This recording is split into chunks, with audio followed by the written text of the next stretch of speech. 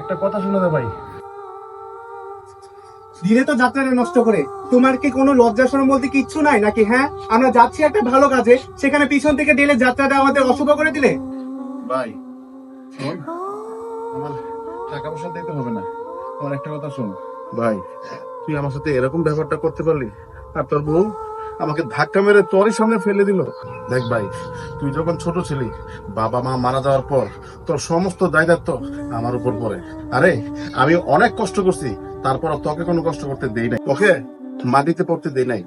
আরে আমি তোর বড় ভাই, এই বুকটা পেতে দিছি, এই বুকে রাখছি, এই মাথায় রাখছি, আর তোর সামনে কিনা তোর বউ আমাকে ধাক্কা মেরে ফেলে দিল। তুই একটা কথা বললি না। এই যে দেখ, তোকে সুন্দর দেখে একটি বিয়ে করাই দিয়েছি, আর আমাকে দেখ, আমার বয়স পার হয়ে যাচ্ছে, এখনো পর্যন্ত আমি বিয়ে করিনি। কেন করিনি জানিস? আমার বউ হয়তো তোকে কষ্ট দিতে পারে,